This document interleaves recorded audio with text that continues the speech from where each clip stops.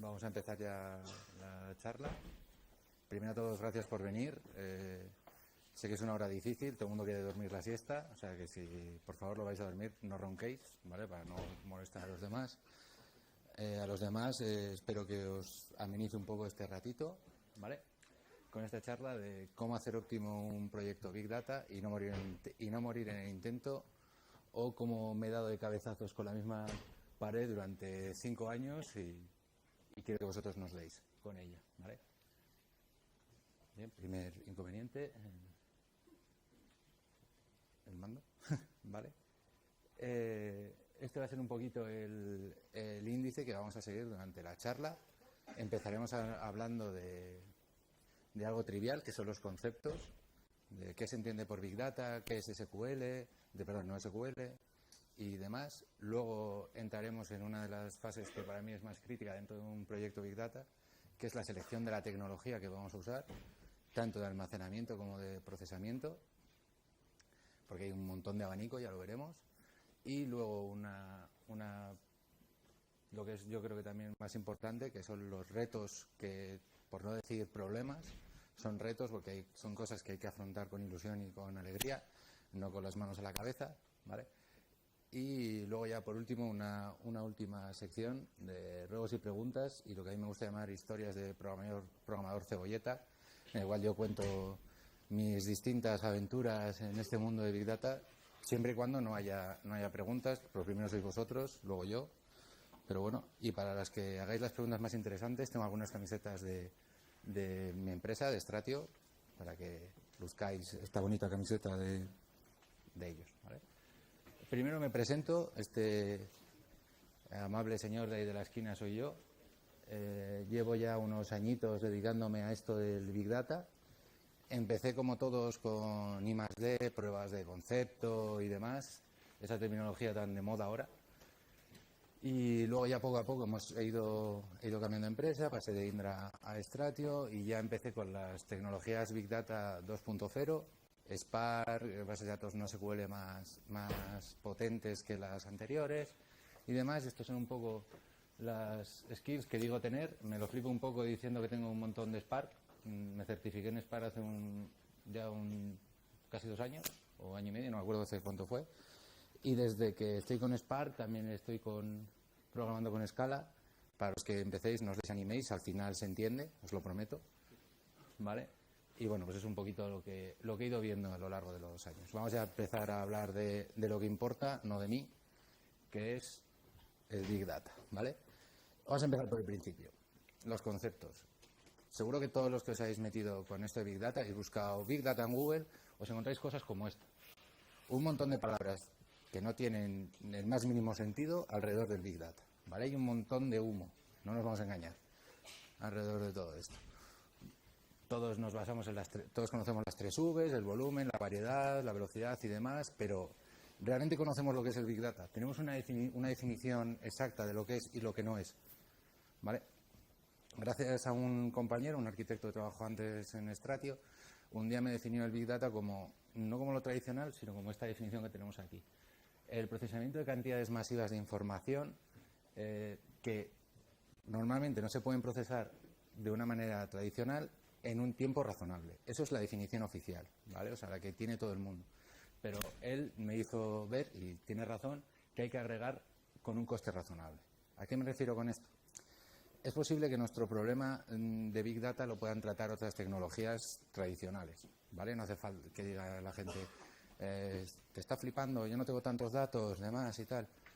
Pero realmente el coste de estas tecnologías, al ser la mayoría open source, al correr en un hardware más commodity del que podían tirar unas tecnologías más tradicionales, hacen que sea óptimo utilizarlas, ¿vale? Con lo cual no solo penséis en que tengo un montón de información, sino que igual vuestro problema se puede paralelizar y hacer más óptimo gracias a estas tecnologías, reduciendo el coste, ¿vale?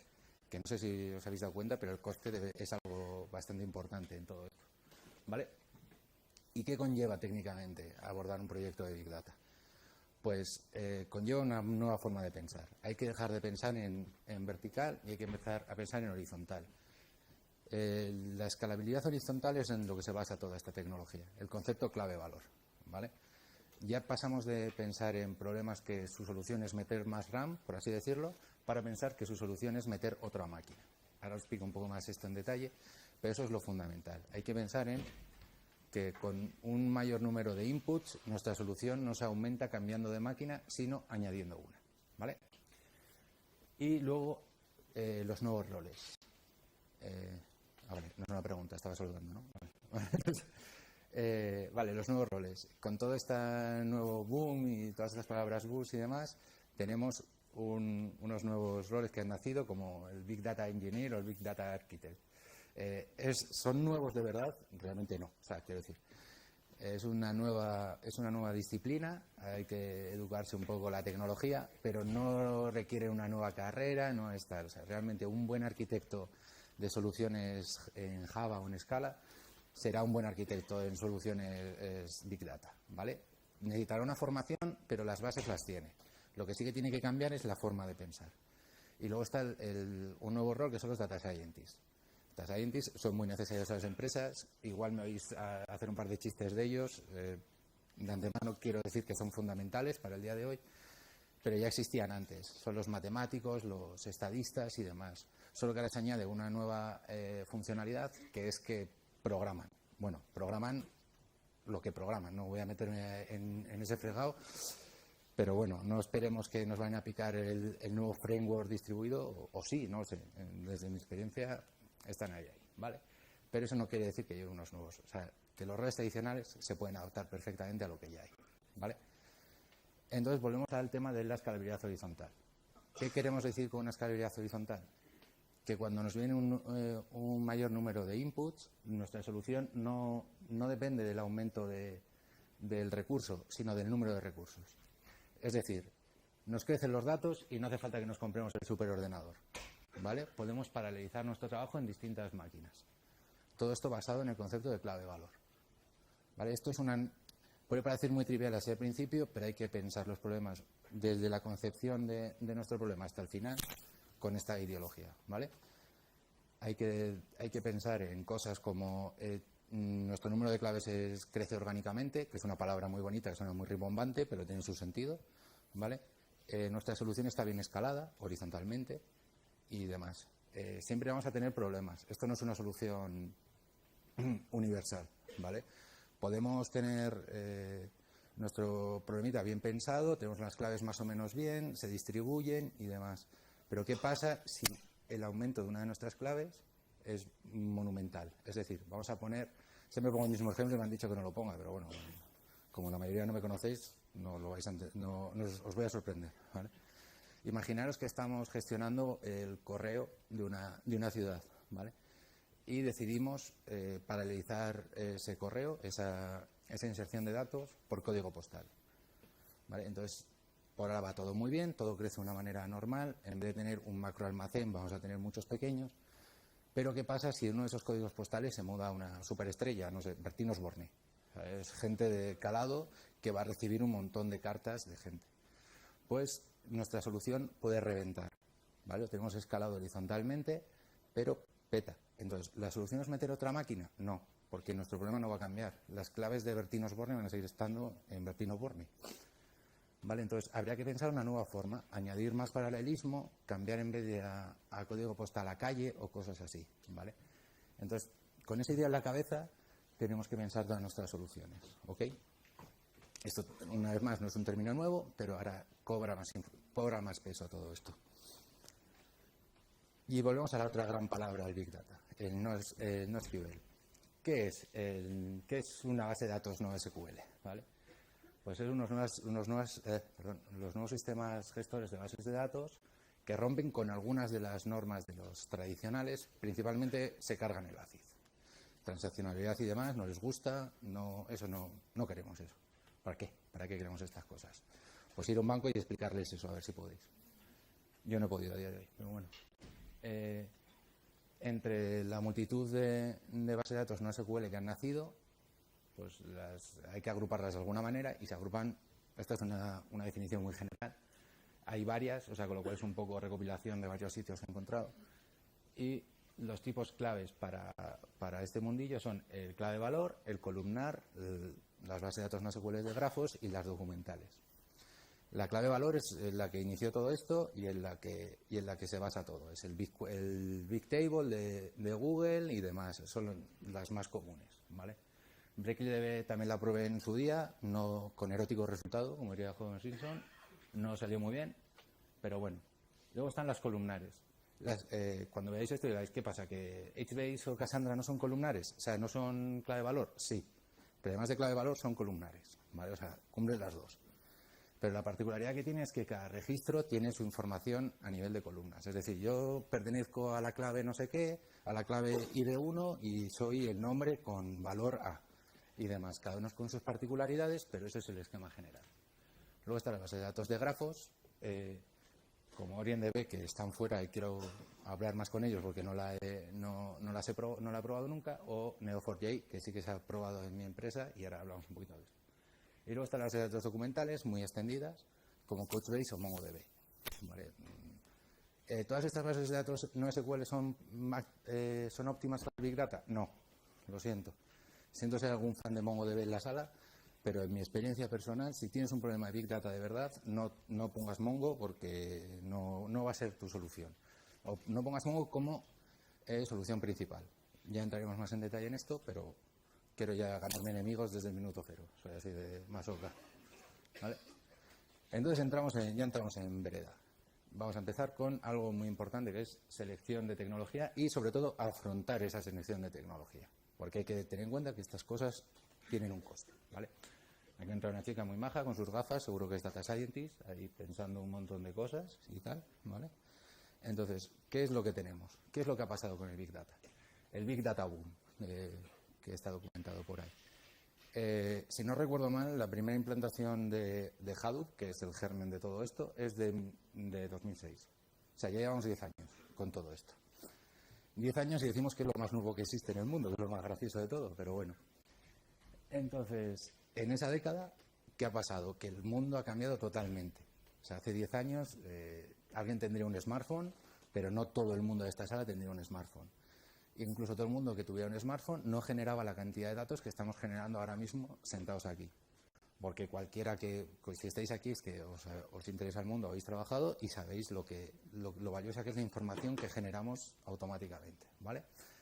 Entonces, ¿qué pasa? Que las empresas han pasado de tener procesos ETLs grandísimos, de tablas que cruzaban con un montón de departamentos y demás, a día de hoy tener problemas reales, problemas serios de, pues, por ejemplo, quiero una ETL, una recepción de datos en streaming, que además, cada vez que tengo un dato, me lo cruzo con el histórico, me hago un algoritmo de Machine Learning súper complejo, me lo vuelco a una base de datos que además me muestra en tiempo real con una herramienta de visualización y todo en cosas de segundos, todo maravilloso y tal. Y todo eso hay que resolvérselo con las mismas tecnologías de hace 10 años, o no, que es lo que hay que moverse. ¿Vale? Entonces, ¿qué es lo que ha conllevado esto? Un boom desmedido. O sea, la tecnología ha crecido de una manera absurda, ¿vale? ¿Por qué? Porque ha habido un montón de gente que ha solucionado problemas muy concretos de una manera óptima. ¿Ok? Pero eso no quiere decir que esa solución valga para otra. Es decir, cada tecnología en el mundo del Big Data y más en proyectos open source está muy localizada para un problema. Eso hay que tenerlo en cuenta a la hora de la selección, porque es uno de los mayores lastres. Ya no nos vale la solución de pongo un Oracle, pongo un MySQL y hago un Javita que, pues, no, eso ya no nos vale. Tenemos que preguntarnos una serie de preguntas antes de empezar un proyecto y, dependiendo de las respuestas, seleccionaremos una cosa u otra, ¿vale? Además, una de las cosas más importantes de este mundo del Big Data, por favor, no os dejéis llevar por el brillo de lo nuevo. Que Mongo haya sacado una versión hace 10 minutos no quiere decir que la tengáis que poner en producción ya. Porque como todos estos proyectos siguen siendo proyectos de innovación, siempre vamos a quiero lo último, quiero Spark, quiero Flink, quiero ya, lo quiero. Entonces, si hacemos eso, es posible que nos funcione nuestra POC, no haya ningún problema, pero cuando ya vayamos a algo serio de verdad, en producción y demás, tengamos muchísimos problemas. Retrocompatibilidades y demás, cosas que no están demasiado probadas y tal. Pero bueno, eso ya lo iremos viendo más adelante. Y yo os recomiendo que por lo menos dejéis madurar la tecnología 2 o 3 meses. Que parece una locura, 2 o 3 meses. ¿Cómo no vas a dejar? Pues sí, me ha pasado que no quieren que madure tanto, que ya ha salido y ahora lo tienes que poner, ¿vale? Entonces, ¿cuál es el resultado de este boom? Pues que nos hemos encontrado, yo me encontré con esta bonita diapositiva cuando empecé a buscar.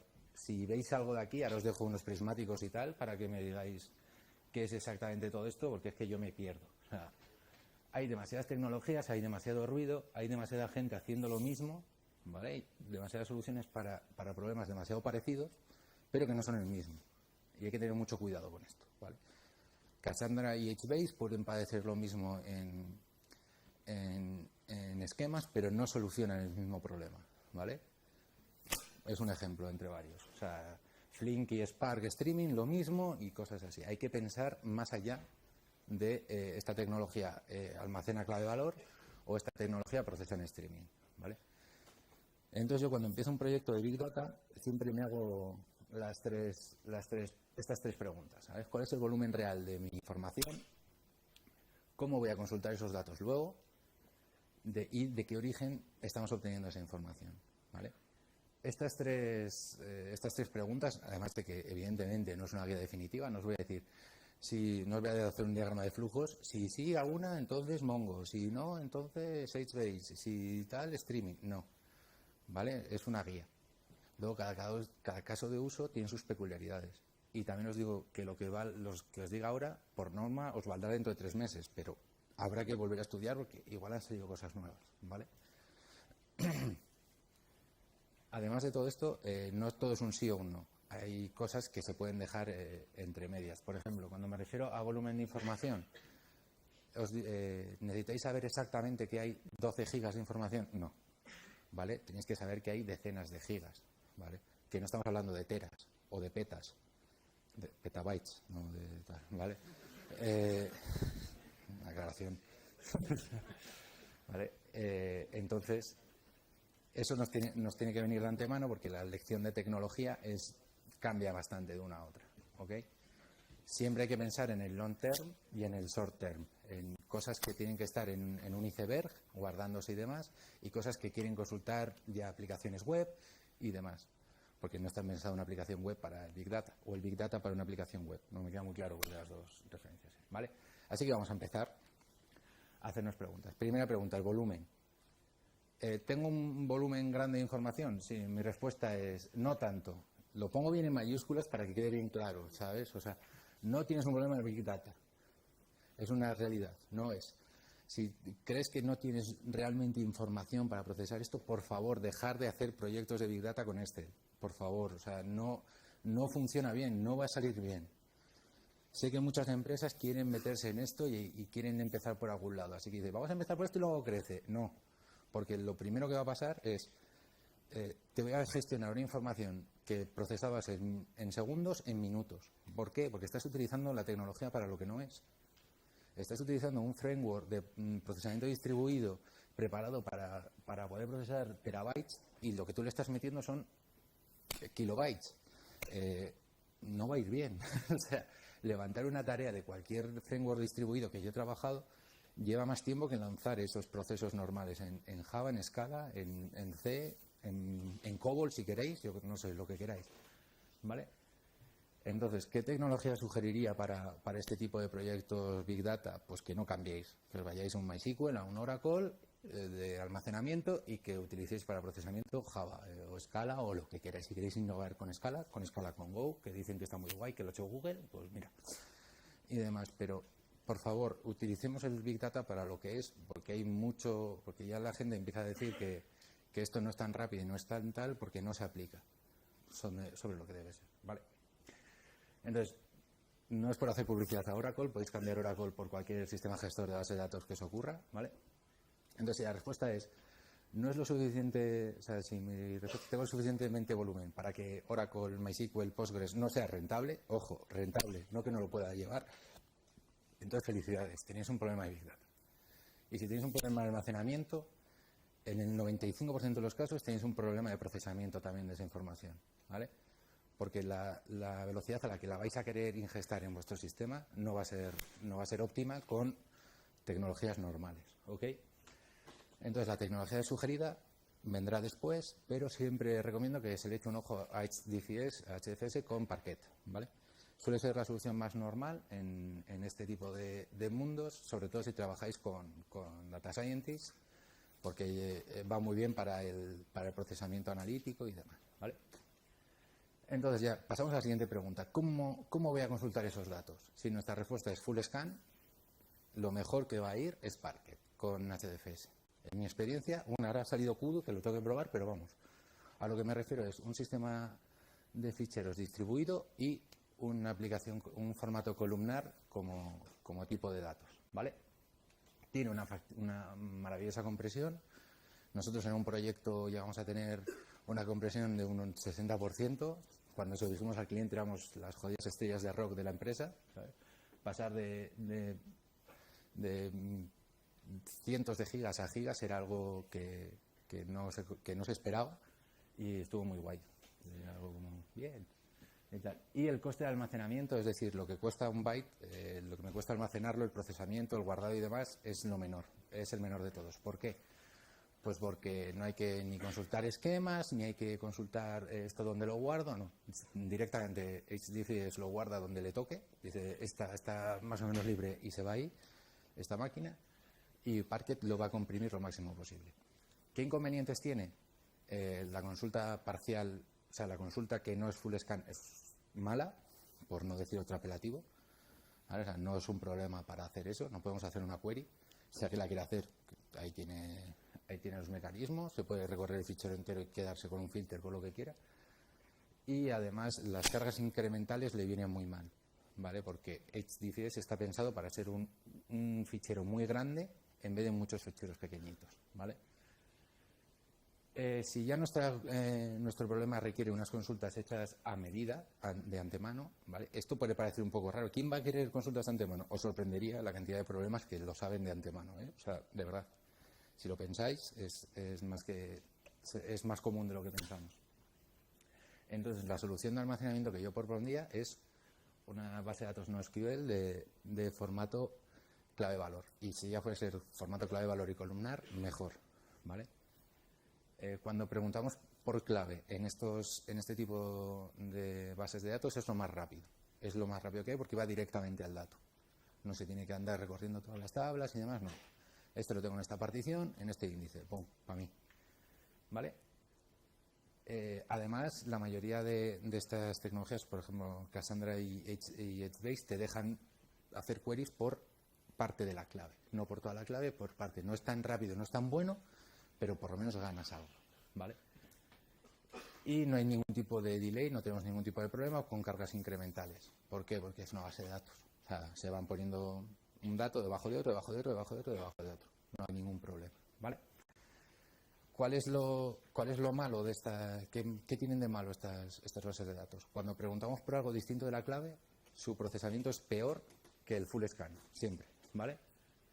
Y cuando hacemos un full scan ya ni te cuento. O sea que si este es nuestro caso principal, tenemos que pensar o en este primer caso o ya en el último, ¿vale? Y eso nos obliga a que todas las queries tengan la clave o por lo menos parte de la clave, ¿ok?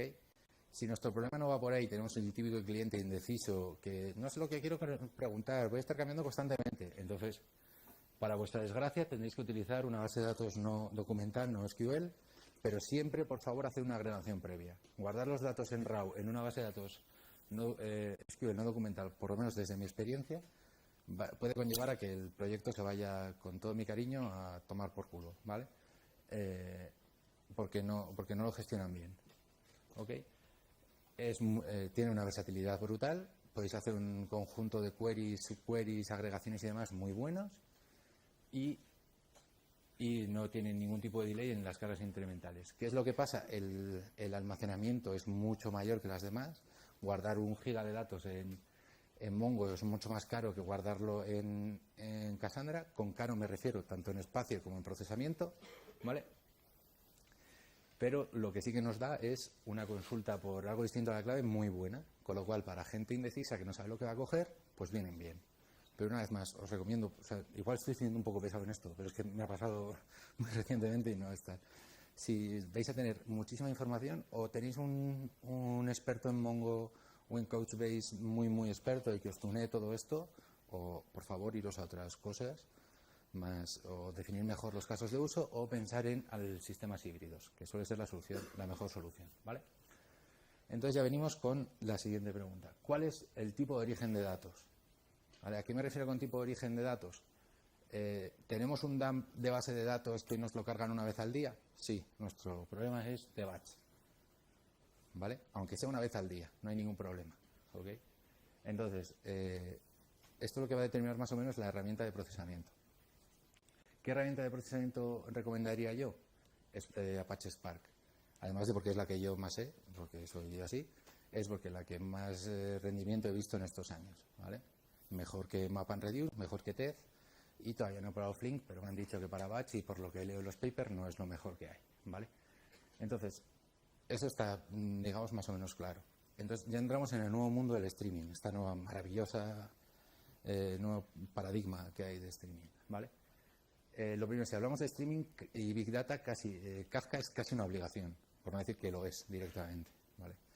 Entonces, si tenemos procesos de streaming muy sencillos, en plan procesos de TL, cojo, le cambio la fecha, le cambio el string de fecha por un objeto de fecha y demás, y lo guardo en un Cassandra, en un Mongo, en un lo que sea, yo recomendaría Kafka Stream.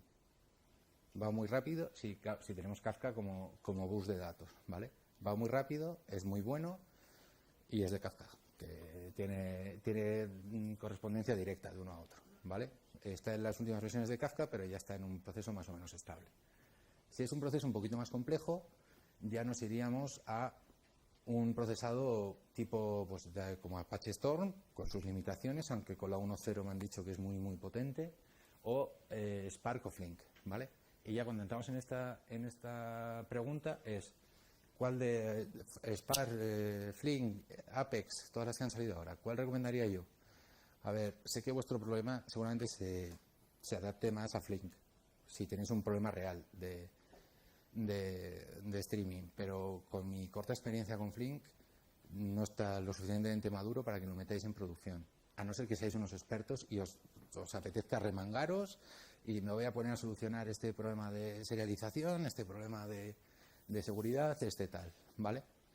Habrá que darle un tiempo y seguramente en un futuro, si sigue madurando y demás, puede ser la solución de streaming, ¿vale? Pero por ahora yo recomendaría Apache Spark en su modo streaming, que últimamente están haciendo un esfuerzo por flinkearlo, o sea, porque sea lo más parecido a Flink que hay, ¿vale?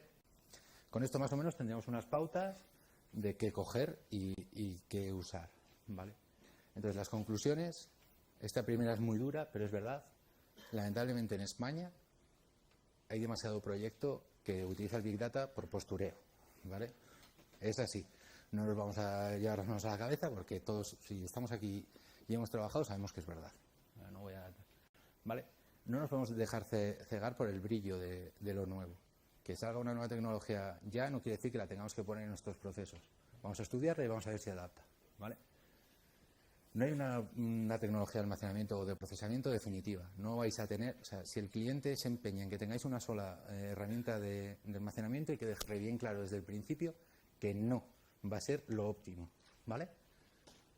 Y además, lo más normal es que nos tengamos que ir a sistemas híbridos, a sistemas, ya os digo, long term, datos que tienen que estar por ley guardados en un HDFS y consulta más o menos rápida, un Cassandra, HBase, OrientDB, Mongo o lo que sea, ¿vale? No se le gusta a ninguna empresa, ya os lo digo, decir que vais a tener que instalar 3 tecnologías que no entiende nadie, más que vosotros, pero toca luchar, o sea, toca bajarse al barro, hablar con la gente de sistemas, o sea, maravillosa gente de sistemas, y meterles la idea en la cabeza, ¿vale? La solución de almacenamiento más habitual es HDFS más Parquet, aunque haga total ya son imposibles las queries las queries en general, lo que no sea un full scan, ¿vale? ¿Por qué? Porque es lo más barato, o sea, no nos vamos a engañar, y lo que por lo menos para los científicos de datos, los data scientists, es lo que mejor les va, ¿vale? Entonces, con todo esto empezamos ya con los retos, ¿vale? ¿Cuáles son los retos a los que yo me he ido enfrentando poco a poco en mi experiencia como desarrollador Big Data? Ya os digo, suelen ser más o menos los mismos en todos los proyectos y me gustaría que no fuerais como el amigo Sísifo y si subierais una piedra, por favor, tened en cuenta eso, que no se vuelva a caer y la tengáis que volver a subir, ¿vale? No volvamos a cometer los mismos errores una y otra vez, ¿ok? Entonces, empezamos. ¿Qué es lo que me ha pasado casi siempre en este tipo de proyectos? Que hay demasiada gente involucrada y que nadie sabe lo que quiere. Todos quieren todo y todos los quieren ya. Esto es habitual en casi todos los proyectos, pero en Big Data a mí me ha pasado, o sea, es particularmente sangrante, ¿vale? ¿Por qué? Porque hay demasiados departamentos metidos. Suelen estar metidos marketing, contratación, presupuestos, lo que sea, tal. Un montón de gente que quiere sacar dinero de esos datos, ¿vale? Y cada uno tiene su movida, su caso de uso en la cabeza, su idiosincrasia y no le suele gustar compartir ni dialogar, ¿vale? Con lo cual toca ser amables, el que pueda, yo no, y juntarlos a todos y ser un poquito mediador, ¿vale? Siempre, yo recomendaría que siempre venga el usuario final desde el principio, porque lo que me ha pasado es que al principio hablas con sistemas, tengo un problema que no me almacena, no me cabe en un Oracle, no me cabe en un MySQL. Vale, empiezas a hablar con ellos, tienes una solución técnica y a mitad de esa solución técnica, cuando ya has elegido que si Cassandra, que si Mongo, que si tal, aparece el fulano que va a utilizar, o la fulana que va a utilizar la herramienta. Y dice, estos que te han dicho no tienen ni idea, yo quiero que me hagas todas las queries por esta clave. Dice, pues muy bien, tengo que rehacerlo todo. Tengo que volcar todos los teras de datos de mis bases de datos a estas. ¿Qué pasa? Que no se hace. Al final no lo haces, sigues lastrando la mala solución y llegas al final, pues eso, con peores resultados de los que podrías llegar. Y la última es algo que es evidente. Todo el mundo que ha trabajado con Scrum sabe que eso hay que hacerlo, hay que hablar con el cliente lo más a menudo posible, pero con esto de Big Data, como os digo, hay demasiada gente involucrada, con lo cual suele ser más que recomendable que esto sea muy a menudo, muy a menudo, ¿vale? Que no nos vayamos a reuniones de 2 meses, no, o sea, que sea un flujo constante, ¿ok? Porque nos llevamos muchas sorpresas. ¿Cuál es el siguiente problema? El volumen. El volumen suele ser un problema muy importante. Te dicen, voy a tener X datos, luego, o sea, voy a tener 5 teras de datos, hazte aquí una hora de un arco de iglesia para tenerlos, no sé qué. Llegas a hablar con el cliente y dice, bueno, voy a tener 5 teras, pero en 15 años. Y dice, muchas gracias, buen señor. ¿Podría bajar un poquito al problema real? ¿Sabes? A lo que tengo que coger yo hoy. Porque yo me tengo que diseñar mi arquitectura de la cabeza, pero ¿qué más te da? Ya te he dicho, esto no es escalable, esto no es Big Data, esto no me lo soluciona todo. No señor, no, ¿vale? Hay que saber lo que se está pidiendo también. Hay que hacer mucho trabajo con el cliente de, pues eso, volumetrías, de cómo va a crecer esos datos, cómo te van a llegar, etc. No es necesaria que me digan 5 gigas este mes, ¿vale? Dice, va a crecer a razón de unos cuantos de gigas al año, o voy a tener teras, o lo que sea, ¿vale? Como hemos dicho antes, eso sería la solución ideal, ¿ok? Y además, es tanto necesario el saber el volumen total como cada cuánto nos van a ingestar los datos. ¿Por qué? Porque al final nuestros algoritmos y nuestros desarrollos van a tener que contar con ese tiempo mínimo de procesamiento. Es decir, si me almacenan los datos cada mes, yo puedo decir que hago los datos, o sea, que voy a sacar resultados cada mes, no cada día, ¿vale? Porque va a haber datos que no me van a llegar, ¿ok? Esto parece también, una vez, parecen cosas triviales, pero hay que dejárselo claro a los clientes y a los usuarios de todo esto, ¿vale? Entorno de pruebas, una vez más, sí, ya sé que es algo normal en todo buen proyecto en general, pero como hemos visto antes, tenemos una cantidad de tecnologías asombrosa, ¿vale? Con lo cual, juntarlas a todas las piezas en un mismo entorno desde el principio nos va a ahorrar muchísimos quebraderos de cabeza. Y si viene una nueva pieza, la ponemos y vemos compatibilidad en nuestro entorno, ¿ok? Hay que invertir tiempo en automatizar estas pruebas, ¿vale? O sea, es algo que hay que hacer, que sí, que es óptimo en todos los proyectos, pero en proyectos de este calibre es más sangrante. Una vez más, muchísimo ojo con las versiones y la retrocompatibilidad. La gente está acostumbrada a hacer una solución para sí mismo y olvidarse que hay más cosas en nuestro ecosistema. Un caso sangrante me pasó a mí mezclando Spark, Kafka y Cassandra.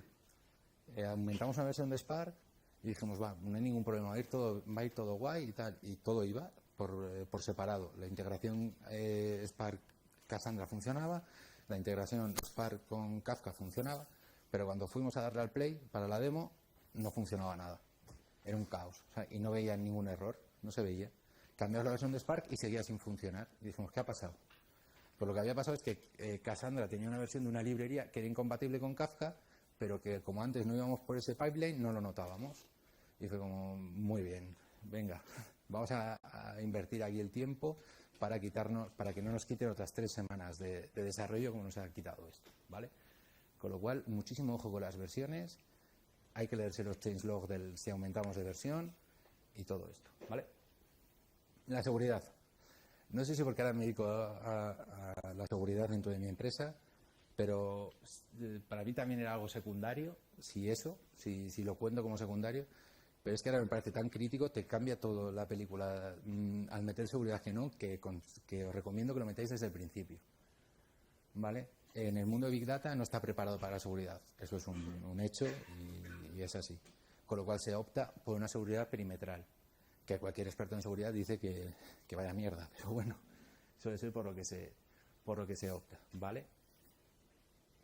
En la mayoría de los casos de uso, si metemos seguridad perimetral, tenemos muchas limitaciones. No se pueden consumir desde fuera, porque no se puede entrar más que por un punto, y si podemos entrar por ese punto, no se pueden permitir muchos usuarios a la vez, normalmente. Luego cada unidad tendrá sus herramientas de escalado y demás, pero esto es la tónica general, con lo cual no suele gustar todo esto.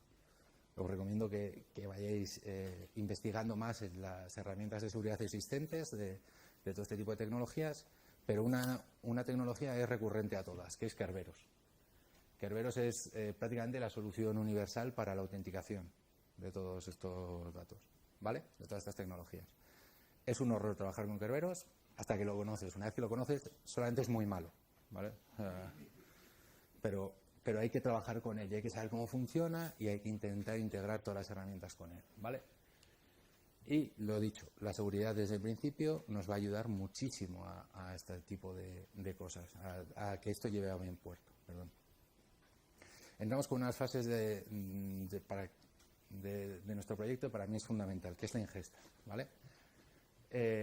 Normalmente la ingesta de datos en un proyecto Big Data es heterogénea. Nos llega a un montón de sitios y un montón de formas. Hemos visto antes una presentación de la gente del Ostras diciéndonos que pues hay un montón de logs, que suele ser nuestra principal fuente de información en proyectos Big Data, que cada uno escribe a su padre y a su madre. Es verdad, ¿vale? Además de todo eso, la gente cree que los datos están mejor de lo que están. Es decir, si vais a una empresa y os dicen que los datos tienen todos la misma longitud, que siempre escriben con el mismo formato de fecha y demás, es mentira. Desde ya os lo digo, no me he encontrado todavía el caso de que eso sea verdad, ¿vale? Sobre todo cuando estamos cogiendo datos de 10 años o de 5 años o de tal. Hay distintas versiones de log y demás que ellos no tienen que tener en cuenta porque no tenían pensado en almacenar toda esa información a la vez, con lo cual para ellos es igual. Es una fecha, ¿qué más te da que hay un punto que una coma? Y dice, no me da igual porque yo tengo que hacer el parseo de ese string, ¿vale? Con lo cual siempre os recomiendo que invertáis una fase de vuestro tiempo en el saneamiento del dato. Es decir, que el dato siempre venga con la misma forma, en el mismo orden y si puede ser con la misma periodicidad, mejor, pero sobre todo en la misma forma y con el mismo orden, ¿vale? Y además un dato que esté mal no puede parar nuestro pipeline. Esto tiene que ser una fase fundamental de nuestra lógica. Es decir, que una línea de código nos venga, o sea, que una línea de log venga pocha, no puede parar un proceso de batch de horas, ¿vale? Esto que lo tengáis en cuenta cuando diseñáis vuestras arquitecturas, ¿vale? Hay que tener muchísimo cuidado con los dump de un data warehouse, porque nunca es un dump, es una query que se han hecho y tienden mucho a hacer select asterisco, y esto te revienta muchísimos procesos de ingesta, ¿vale? Además, la información casi siempre llega de una manera incremental, es decir, me va llegando cada día o cada X tiempo. No me dicen, toma, aquí tienes toda la información para tu problema, sino que soy yo el que la tengo que agregar. Si tiramos de una base de datos no SQL, no hay ningún problema. Nuestro problema viene cuando tiramos de HDFS, de HDFS y formato Parquet, que está todo muy bien, que funciona muy guay, como hemos dicho, pero no soporta un append. No se puede meter un dato nuevo a un fichero ya existente de Parquet, ¿vale? con lo cual hay que hacer un pequeño procesado que tiene demasiados puntos de fallo, ¿vale? Con lo cual es bueno que definamos una unidad mínima de procesamiento y que estructuremos nuestras carpetas por esa unidad mínima de procesamiento. Es decir, si almacenamos al mes, guardar el mes de diciembre en una carpeta, el mes de enero en otra carpeta, el mes de febrero en otra carpeta, ¿vale?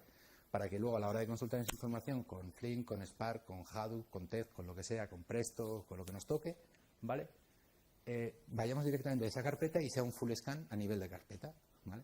En las últimas versiones bueno, las últimas, en las más recientes de Parquet y de Spark, por ejemplo, el nombre de la carpeta se puede tomar como campos dentro de nuestra fila. Es decir, si tenemos una carpeta que se llama año igual a 1, año igual a 2016, mes igual a 1, y nuestro dato y nuestra ficha de persona con Jorge, edad 32 primaveras, tal, al final va a llegar todo eso y en nuestra fila estará, además de nuestra información, que es el mes 1 y que es el año 2016, que es una cosa muy potente para ahorrarnos información a nivel de almacenamiento, ¿vale? Y hay que tener muchísimo cuidado con los errores en el procesado, eso es básico. O sea, no os voy a... O sea, no creo que haya que explicar más que eso, más que si tú dices que estás parseando, parseas, ya está, ¿vale? Ya empezamos con lo que es el streaming, ¿vale? Siempre digo, cuando piensas que tienes un caso de streaming, plantea otra vez, ¿de verdad tengo un caso de streaming? Si te lo has pensado 2 o 3 veces y dices que sí, vete al departamento de sistemas que te va a tener que integrar tu solución y dile que tienes un caso de uso de streaming y que necesitas meter más piezas en sus sistemas de producción que llevan 10 años funcionando. Una vez más, si lo conseguís, por favor, decidme cómo, porque en estos 5 años aún no he sido capaz de que un señor de sistemas me diga, sí, claro, te voy a meter aquí un RSysLog en mi herramienta de logs que lleva funcionando como un reloj, ¿vale? Para que tú, como eres mucho más listo que yo, leas esta información, ¿vale? Entonces, lo que nos lo que suele pasar en este tipo de casos es que, como no nos pueden dar esta información de manera streaming, te la dan de manera batch. Es decir, me dan un rotado de fichero cada X tiempo, ¿vale? Eso no es un problema streaming. O sea, que sea un problema en batch que se lanza cada pocos minutos no quiere decir que sea un problema de streaming. Hay que saber distinguirlos, ¿vale? ¿Por qué? Porque un problema de streaming es cojo un dato y lo trato. No cojo 100 millones de datos y los trato. O 10 datos, o 20, o 1000. No sé si me explico. ¿Vale? Entonces, hay que tener en cuenta eso y que si nos van a estar dando dumps constantemente, yo os recomiendo que no os tiréis a... Bueno, no sé, cada uno tendrá su caso de uso, pero en mi experiencia no me tiraría a un Flink, a un Apex o cosas así, ¿vale? Y sobre todo hay que intentar ser lo menos intrusivo posible. No se lleva bien la gente que lleva muchos años trabajando con que le metamos un montón de piezas nuevas, ¿vale? Y lo mismo, si no se puede hacer ninguna de las operaciones, o sea, si todo esto no se puede hacer, hay que pensar en lo que os he comentado. Procesos batch lanzados cada X tiempos con un Chrome, con herramientas de scheduling pues tipo metrónomo en mesos o cosas así, ¿vale? Pero hay que tirar con algo que nos solucione esta papelera. Y ahora viene el siguiente caso de uso. Machine Learning, en los problemas de listos, que les llamo yo. Hay que analizarlo primero si tu casuística es de Machine Learning, ¿vale? ¿A qué me refiero con esto? La última vez que me pasó algo de esto fue, yo fui a un medio digital y nos dijeron, queremos un perfilado de usuarios. Maravilloso, vamos allá. Fue nuestro data scientist de turno, dijo, tienes que hacer aquí una LS y luego un Camins que hace no sé qué, no sé cuántos. Se lo vamos, le entregamos los datos y nos dice el tío del periódico, vale, pero ¿cómo veo los tíos del Real Madrid que ven esta noticia? Decimos, no, mire señor, eso no es lo que está haciendo. Le estamos detectando tipos de usuario basado en un tipo de patrones y demás. Y dice, no, yo no quiero eso. Yo quiero que me contéis los que dicen que les gusta el Real Madrid y que ven esto.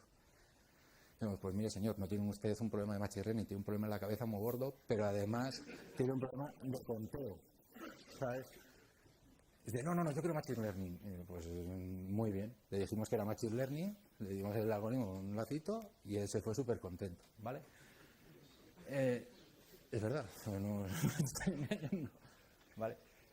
Las herramientas de machine learning son muy potentes, muchísimo, no nos vamos a engañar, ¿eh? O sea, está en otro proyecto que nos detectaba patrones de comportamientos basados en unas cosas y nos agregaba información para detectar si estábamos en casa o en el trabajo, que me pareció fantástico y funcionaba bastante bien, ¿vale? pero hay que saber lo que estamos utilizando, ¿vale? Además, en Machine Learning, yo siempre he dicho que tiene mucho de Machine, o sea, poco de Machine y mucho de Learning. Es decir, la máquina hace poco por sí misma. Hace falta que un señor venga, estudie los datos, pase mucho tiempo leyendo esos datos, diga, tienes que utilizar este modelo, ¿vale? Porque a día de hoy, yo, que no soy, aunque tenga gafas de pasta, no soy data scientist, ¿vale? No he encontrado que eso lo haga, se retroalimente el algoritmo de tal manera que sin pasarle ningún modelo me saque la solución, ¿vale? Es un trabajo artesanal. Ok, con lo cual hay que dejarle claro al cliente lo que estamos haciendo, no tengamos un problema de conteo y no lo sepamos, ¿vale? No nos tenemos que dejar deslumbrar con los algoritmos recién implementados. Eso es algo que también me ha pasado, y por coger un algoritmo que se suponía que iba a detectar el patrón del usuario de determinada manera, perdimos prácticamente un proyecto, ¿vale? Porque luego no se adaptaba a nuestra solución final, tardaba demasiado tiempo.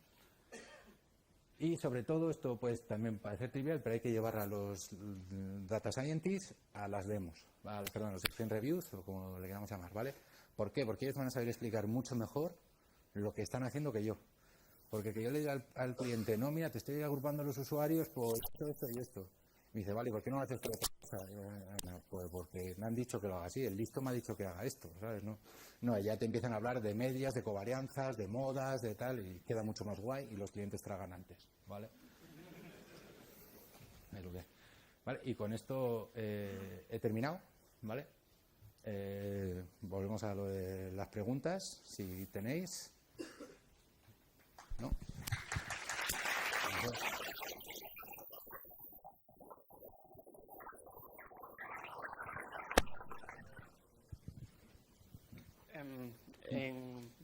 En todos estos frameworks que hay para trabajar con Big Data y que temas de procesamiento de datos, normalmente siempre casi siempre te sueles encontrar APIs y librerías para Java, Scala y Python, ¿no? Entonces, por lo general estos tres lenguajes. Sí. Vosotros, teniendo en cuenta el caso de proyectos de Big Data, ¿habéis tenido mejor resultado con uno de estos tres? ¿O habéis encontrado, por ejemplo, situaciones en las que sea mejor uno o otro? Personalmente, en el caso que más he tratado es Spark, y lo que más rendimiento ha dado es Scala. ¿Por qué? Porque está hecho en Scala. Sobre todo al principio la gente utilizaba Python y la correspondencia Scala-Python se iba muchísimo, ¿vale? Pero, por ejemplo, hay otro tipo de herramientas ahora, como Flink o Apex o tal, que están hechas directamente en Java. Con lo cual recomendaría que se utilizara Java o Scala. Yo es que a Python no le tengo mucho cariño, pero personalmente lo que mejor creo que va a ir es Scala, por cómo paraleliza y por cómo responde a la traducción de código con variables estáticas. No sé si me explico. Para el procesamiento distribuido y todas estas cosas. ¿Vale? No sé si te he contestado, pero vale. ¿Nadie más? Bueno, por cierto, he prometido que me sepa algo de pregunta. ¡Uy! Sí, otra pregunta. Otra pregunta que me sepa, sí.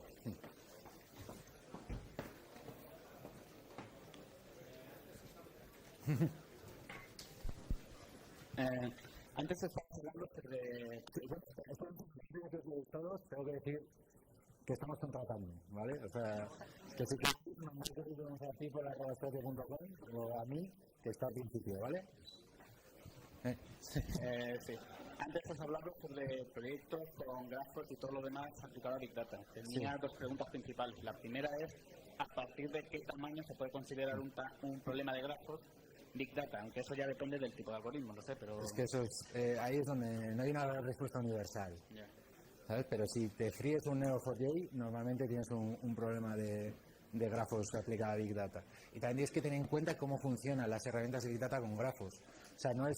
Tienes un grafo y lo tienes que utilizar varias veces. No tienes que pensar en hacer varias veces un grafo con las herramientas. Una cantidad aproximada no te puedo dar, pero ya te digo, si te has freído tu Neo4j con un problema, te recomiendo que lo proceses antes de una forma con cualquier tipo, ya sea pues Spark, Flink o demás con grafos, GraphX o lo que toque, y ya ese resultado ya lo almacenes donde lo tengas que almacenar. Vale. Y la otra básicamente era eso, de que en el caso de que se utilizara con grafos y quieras utilizar Big Data, ¿GraphX funciona bien o se tiraría más? Hemos hecho pocas pruebas en la empresa con GraphX, pero por ahora el procesamiento ha ido bien. O sea, tengo que decir que ahora en la última versión, en las últimas versiones, ya se han puesto las pilas. Una vez más, dale un poco de tiempo para que se madure, pero tal. Siento cortar las preguntas, luego si quieres vienes y me preguntas, pero me han puesto ya el cartel de se ha acabado y nada, un placer haberos tenido aquí.